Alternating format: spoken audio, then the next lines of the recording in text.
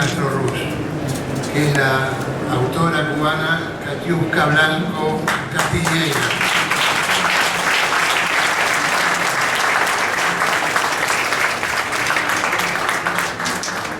Este libro es una síntesis de trabajos anteriores, como Todo el tiempo de los cedros, y realmente va a ser para el público argentino, para el lector argentino, una entrada maravillosa a la biografía, a la acción y al pensamiento de alguien que con todo derecho ha entrado en lo que es el panteón de los héroes de nuestra América, de los grandes héroes de nuestra América, Fidel Castro. Esta presentación está siendo transmitida por streaming a todo el continente latinoamericano, a Europa, a Oceanía y a los mismos Estados Unidos. O sea que todos van a poder apreciar lo que es este libro y después adquirirlo, pedirlo, leerlo. En fin, esta publicación se hace casi en simultánea con la que se está realizando en La Habana. Es una publicación, ya digo, en simultáneo, que respeta absolutamente la edición cubana hecha por Ediciones Alejandro, y como un proyecto del Centro Fidel Castro. Y ya que hablamos del centro, queremos agradecer a su director, el compañero René González Barrios, que facilitó todo para que pudiéramos llegar con éxito a este final de la feria con el libro impreso. También queremos agradecer al embajador Pedro Prada, que fue fundamental para que este libro pudiera ser editado acá en Argentina.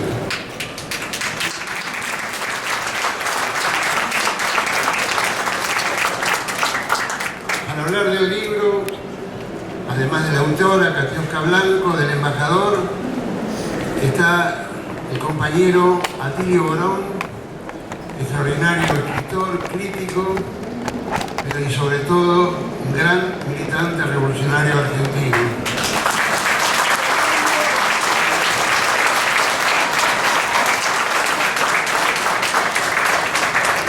Y bueno, los dejo ahora con ellos. Atilio. Bien. Bueno, buenas tardes a todas y todos. La verdad, una enorme satisfacción poder participar en este evento. Un libro extraordinario, ¿no es cierto?, que continúa la saga de las dos otras grandes obras de Katiuska, El tiempo de los cedros y El guerrillero del tiempo. Pero acá se presenta una especie de narración así ininterrumpida, hermosa, de pequeñas pinceladas sobre la vida de Fidel y la Revolución Cubana y la historia de Cuba, ¿verdad? No van a encontrar acá un clásico texto en donde hay una pregunta de una muy sagaz investigadora como es Katiuska, cosa que ha demostrado de una manera extraordinaria durante tanto tiempo, sino da la impresión de que uno lo siente a Fidel que está hablando, está conversando, y ella registra todo esto de una manera notable, ¿verdad? Y sin ninguna clase de rebusques, sino simplemente dejando fluir esa reflexión sobre 70, 80, 90 temas, ¿verdad? Viñetas, o yo diría casi como que mariposas que soltaba Fidel en su reflexión sobre temas muy, muy diversos, y que en algunos casos, ¿verdad?, en no pocos casos, yo diría, no solamente complementan, sino que dan conocimiento a fenómenos y procesos que antes habíamos estudiado, que sabíamos por las narraciones oficiales, pero que acá, por ejemplo, se adentra en una reflexión más personal. Y me parece a mí que eso es uno de los méritos extraordinarios que tiene esta obra, ¿no es cierto? Un mérito notable. Me impresionó, por ejemplo, el tema aquel de que en la crisis famosa de los misiles de octubre, nunca Khrushchev habló con Fidel ni intercambió ninguna correspondencia al respecto. Más bien lo que todos decíamos era de que había habido algún tipo de intercambio, etc. Y esto produjo, y acá queda muy claramente retratado en el libro de Katiuska, el enojo de Fidel, que estaba al margen de la negociación que Khrushchev estaba teniendo con Kennedy, ¿no es cierto? Porque todo este tema, que a veces se llama la crisis de los misiles en Cuba, o la crisis cubana, el origen real fue que Estados Unidos emplazó en Turquía una serie de cohetes de mediano y largo alcance que amenazaban directamente a la Unión Soviética. Y de alguna manera, combinado con la amenaza de invasión que Estados Unidos venía pergeñando en contra de Cuba, acá se demuestra muy claramente que el ataque a la Revolución Cubana empieza el 1 de enero de 1959. Es impresionante ver, por ejemplo, las fake news que nos parecen a nosotros un invento de la época actual, pero la fake news ya el 1 de enero del 59 y los días sucesivos era impresionante. Los grandes medios, ¿no es cierto?, norteamericanos, etcétera, planteando mentiras, historias horripilantes sobre lo que estaba pasando en Cuba. Bueno, en ese contexto, bueno, Fidel evidentemente aceptó la posibilidad de instalar esas bases, pero lo que nunca él se enteró mucho después, fue de que mientras eso ocurría y cuando estalló la crisis, había negociaciones secretas entre Kennedy y Khrushchev que finalmente pusieron fin a aquella crisis y que generó un gran malestar en el pueblo cubano. Me han dicho a mí, no sé si lo puedo decir ahora, no es una infidencia, pero a todos con ciertos prejuicios homofóbicos de la época, lo que la gente en Cuba salió a decir, mijita, marica, lo que se da no se quita. Eso salió a decir la gente enojada, ¿no es cierto?, por el hecho de que le habían quitado algo que era fundamental, porque estaba la operación Mangosta, toda una serie de planes que Estados Unidos vino desarrollando durante tanto tiempo y que evidentemente justificaban el derecho, como decía Fidel, el derecho a la defensa. Bueno, esto es una de las tantas cosas interesantísimas del libro, ¿verdad?, que realmente se sabía muy poco. La otra, digamos, me parece muy interesante, es la reacción de Fidel el día que lo asesinan a John Kennedy, ¿no es cierto?, que justamente, ¿verdad?, ahí narra muy bien Katiuska, ese día estaba Fidel conversando con Jean Daniel, un periodista, ¿verdad?, que había estado reunido pocos días antes con Kennedy y que traía un mensaje especial para la dirigencia cubana y para Fidel, en donde el propio Kennedy estaba planteando la necesidad de poner fin o por lo menos rediseñar esta estrategia de ataque en contra de Cuba tan brutal. Y ese mismo día, pocas horas más tarde, a Kennedy lo mata. Y Fidel estaba preocupadísimo de que pudieran ser Cuba acusada nada menos que de haber asesinado a un presidente americano.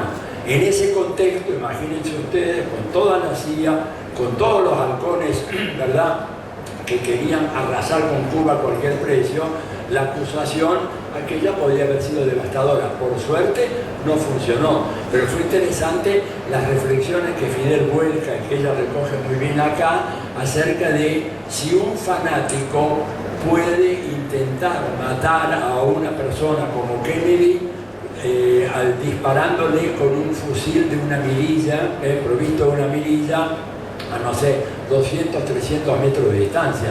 Y Fidel ahí entra a hacer una serie de elaboraciones sobre la psicología del fanático.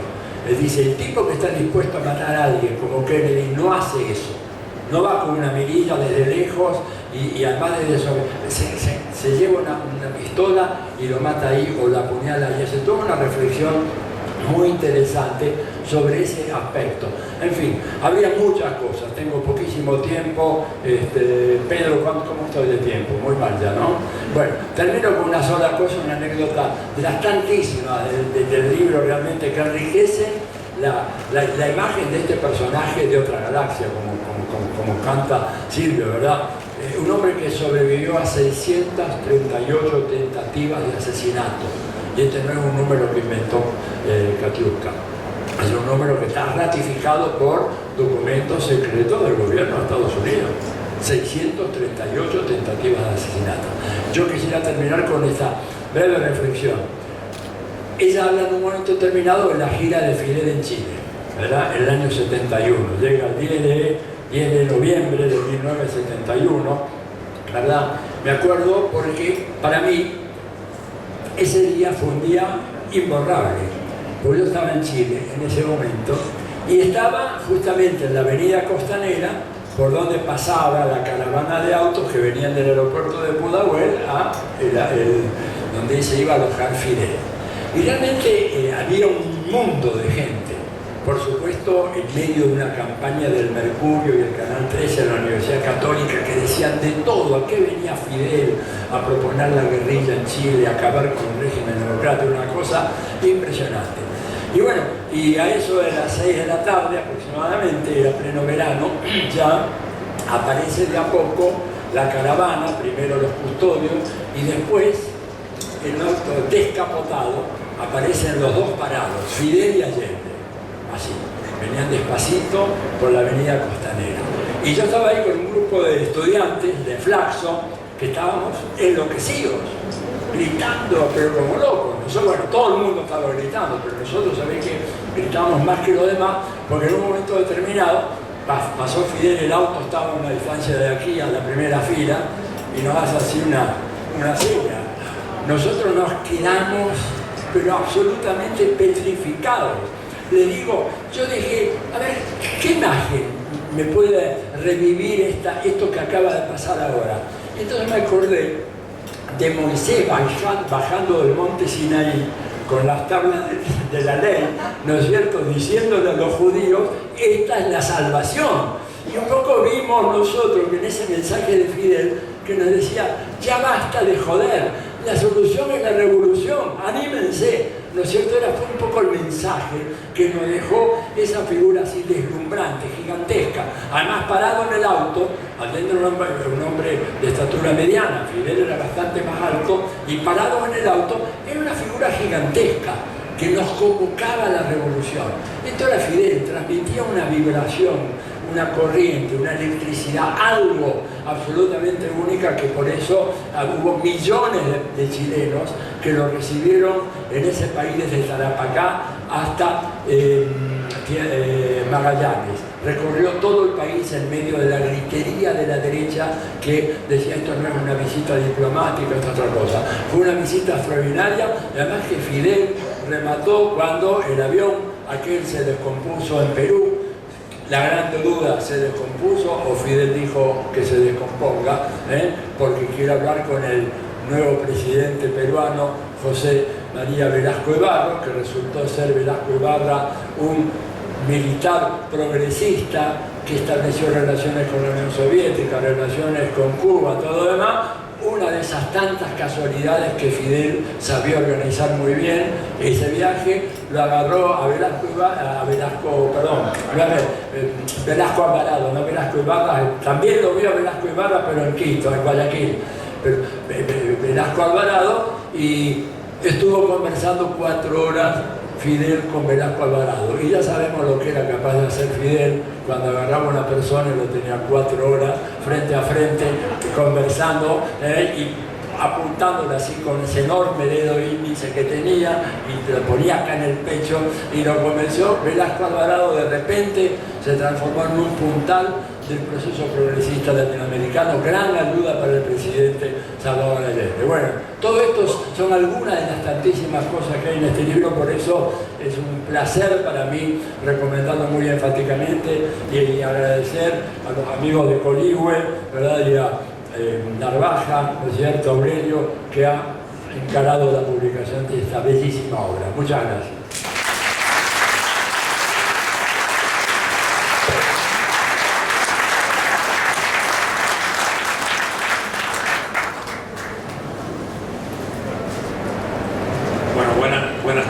tardes a todos. Cuando uno tiene un libro como este en las manos, se pone a pensar, y al menos yo me preguntaba mucho por esos momentos de diálogo entre Fidel y Katiuska. Yo le he llamado a ese diálogo confidencias. ¿Qué es una confidencia? Es una declaración de fe, dicha en la confianza del que habla y quien le escucha. La confidencia tiene como componentes la verdad, la responsabilidad por cada palabra que se pronuncia y la prudencia que calcula consecuencias y mide a cuántos oídos más puede llegar. La confidencia es también la elocuencia argumental con que se expone lo que se piensa, porque una confidencia debe explicar o sugerir antecedentes, circunstancias y las consecuencias de cada acto, decisión o reflexión que se pronuncie. Por último, una confidencia es un intercambio de lealtades y complicidades. No hay poses, no hay simulaciones, no hay infidencias, no las puede haber cuando se trata de dialogar con uno de los grandes protagonistas de la historia. Todo eso y mucho más es la biografía de Fidel Castro Ruz, escrita por Katiuska Blanco Castiñeira, periodista e investigadora a quien conocí reportando ambos la guerra en el sur de Angola, cuando ya cada uno de sus reportajes, entrevistas y artículos desbordaban una sensibilidad extraordinaria y un enciclopedismo extrañamente sencillo que no parecía posible. Pero sí, era posible, y Fidel Castro le echó tempranamente el ojo al leer la aventura de un grupo de 82 jóvenes cubanos que en las tempranos 90s reeditaron la extraordinaria epopeya de la travesía de un pequeño yate a través del mar Caribe, empeñado en traer la libertad a la isla, protagonizado por él mismo en 1956. Todo lo demás es consecuencia y fruto en la obra de Katiuska de la paciencia, la tenacidad, el respeto y la dulzura. Este libro, que hoy se presenta en Argentina en su primera edición internacional y que vio la luz el año pasado en La Habana, es también el resultado de esa conversación entre Fidel y Katiuska y de las lecturas ejemplares que hizo Katiuska de la historia y las circunstancias que rodearon a Fidel desde su nacimiento y crecimiento humano y político hasta erigirse en el gran líder de la Revolución Cubana y uno de los estadistas que más influyó en los destinos del mundo en la segunda mitad del siglo XX. Hay por ahí muchas biografías apócrifas de Fidel Castro Ruz, biografías encargadas y bien pagadas, y mucha prensa que lo difamó en la muerte tanto como en la vida. Hay toda una industria del odio que recibe todos los años millones de dólares para destruir al Fidel muerto porque nunca pudieron lograrlo con el vivo. Todo es pérdida de tiempo, de dinero y hasta de talento si lo hubiera. Fidel es inalcanzable para todos esos, tanto como es cercano e íntimo para nosotros. Es tan cercano que marca el horizonte al que todos los días queremos llegar y que se nos corre exigiéndonos más esfuerzo. Agradezco a Katiuska, a Ediciones Alejandro del Centro Fidel Castro Ruz en La Habana, a Aurelio Narvaja y Ediciones Coligüe por este esfuerzo. Si la presencia de La Habana en la Feria Internacional del Libro de Buenos Aires ha sido copiosa, diversa, rica, plural, él, Fidel, podría estar satisfecho de toda la intelectualidad, artistas, escritores y poetas que representaron aquí a nuestra cultura. Pero si todos nosotros queríamos que este esfuerzo hecho en medio de tantas carencias por el bloqueo recrudecido y la pandemia, incluso con amenazas subversivas, lo hubiéramos logrado también. Faltaba traerlo a él, no solo en el pensamiento, no solo en la compañía de nuestros actos y conductas, sino en su obra, en su vida y en su voz. Argentina y nuestra América se merecían este libro, como dice un verso, como si San Martín, la mano clara, a Martí familiar tendido hubiera. Muchas gracias.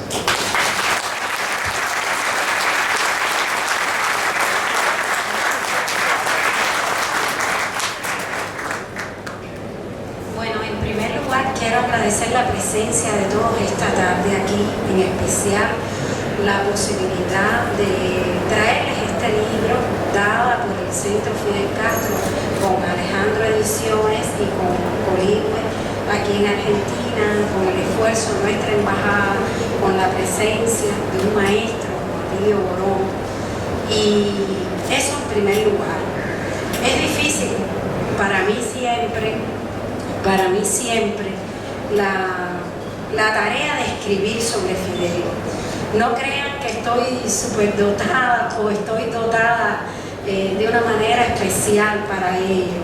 Siempre implica un esfuerzo grande y una conciencia muy clara de que la tarea me supera siempre en lo intelectual.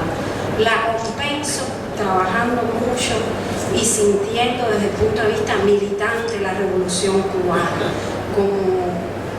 como es lo que Fidel habría pedido o solicitado de todos nosotros. Cuando uno va a presentar un libro sobre la vida, la obra, el pensamiento de Fidel, uno lo recuerda de manera extraordinaria también a él en su cotidiano hacer. Yo, por ejemplo, Atilio hablaba del momento en que Fidel tuvo que enfrentar la situación crítica de la crisis de octubre. Y yo recuerdo mucho en el 2006, cuando recién había enfermado, había dos temas, más bien tres, que le volvían a la memoria y que compartía insistentemente. Uno era la necesidad que había tenido en 1956 de atravesar el río Bravo a nado y para ir a recabar fondos para la expedición del Granma. Lo había tenido que hacer conversando con alguien a quien antes había criticado por su postura en la política en Cuba, un gobierno que había sido muy corrupto. Fidel había dicho siempre, hasta ese momento, que a la puerta de los corruptos y de los políticos la revolución tocaría después de que triunfara para entonces intervenir desde el punto de vista moral esa situación. Pero él fue colocado en una disyuntiva histórica: o hacía la revolución o no la hacía. Y entonces él me decía que había tenido que tragarse su orgullo y sus palabras, porque ante esa disyuntiva no había otra que hacer la revolución. Otro tema que le inquietaba muchísimo era el tema durante la crisis de octubre de la necesidad en política y en revolución de la verdad, de decir siempre la verdad, porque no decirla coloca al revolucionario que viene siempre a contracorriente en una situación de vulnerabilidad tal que no se puede permitir ningún revolucionario verdadero. Y entonces el hecho de que en determinado momento, incluso desde el punto de vista internacional, no se dijera en las Naciones Unidas la verdad en relación con la ubicación de los cohetes, Fidel no estaba de acuerdo con eso. Fidel consideraba que era necesario decir, publicar esa presencia. Y lo otro que hablaba constantemente era sobre la participación de los cubanos en Angola, de la heroicidad extraordinaria de los combatientes cubanos, de los principios que nos llevaron a nosotros a África, los principios de la solidaridad, los principios de desde el punto de vista histórico también, ser justos para con aquellos que habían sido sacrificados al traerlos desde África hacia nuestro continente para ser esclavizados, y cómo Cuba debía devolver a África algo que le fuera permitido. Nunca se me olvida, por ejemplo, que hubo un momento crítico económico para Cuba en que había una escasez tremenda de café. Y Neto, ya con la participación cubana en Angola, quería regalarle café a Cuba. Y la respuesta de Cuba, de Fidel, fue: si Neto, en una situación de guerra, está teniendo el gesto sublime de quererle mandar café a Cuba, lo mínimo que Cuba puede hacer es no aceptar. Y entonces no aceptamos en ese momento y se racionó el café, se dejó solo para las personas que trabajaban en las noches. Es decir, nosotros hemos pasado por momentos en que el principio, la moral, ha definido el camino.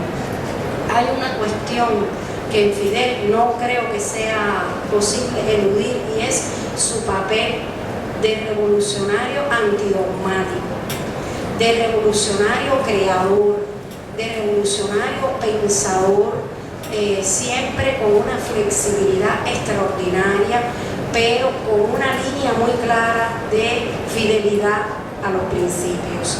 En ese caso, por ejemplo, yo recuerdo mucho siempre el discurso de Fidel cuando Chávez asumió en Venezuela. Decía que había sido primero un comunista utópico, porque se cuestionaba aprendiendo economía política, había comenzado a inquietarse por el hecho absurdo de que en el momento de mayor producción, de la crisis de superproducción, eran a su vez los momentos de mayor vulnerabilidad para los seres humanos, para la gente más necesitada, y aquello él no se lo podía explicar. Y entonces, bueno, Fidel siempre decía que de pasar de comunista utópico, por esa razón empezó a hacerse mundos, que luego, bueno, cuando estudia el manifiesto comunista dice, logré ubicarme en la sociedad, comprenderlo todo, pero ya después de que había madurado también desde el punto de vista del conocimiento, Fidel dice que él llega a ser un comunista atípico, no utópico, sino atípico, porque era, dice, un comunista por su cuenta, porque no era militante del partido, porque consideraba que en ese momento, por la propia situación del macartismo en la sociedad cubana en esos años, el Partido Comunista era un partido muy aislado políticamente. El Partido Ortodoxo era un partido de masas que tenía dentro de sí también el germen de la revolución. Entonces, por eso Fidel dice que es un comunista típico. Yo quería también explicar que el libro surge porque, bueno, yo he trabajado mucho, primero todo el paisaje familiar. A veces las personas consideran que cuando hablo de paisaje familiar hablo de lo íntimo de la familia. Cuando yo hablo de paisaje familiar estoy hablando de todo aquello que le fue cercano, que lo marcó, que lo impactó. Y no podemos olvidar, por ejemplo, dentro de la estructura humana de Fidel, el peso que tuvo conocer, en el caso de Cuba, los resortes internos de la economía cubana, que los conoció a partir de sus propias vivencias en Milán. Fidel decía, nada me ha enseñado más que la palpitante realidad vivida. ¿Por qué? Porque su papá era colono cañero, supo de la presencia de los Estados Unidos y de la exclusión a que sometía las estructuras económicas de entonces a la población por el pequeño poblado de Marcané, donde era casi un gueto el que trabajaba para la compañía, para los centrales azucareros, y cómo eran excluidos los cubanos de ese ámbito social. Y entonces, bueno, paisaje familiar por eso, porque es toda la naturaleza de Milán, las costumbres, las creencias de todo el poblado y eso. Ahora, después de eso yo escribo también, que leyeron el tiempo, que siempre he dicho que soy prácticamente una propiciadora. ¿Por qué? Porque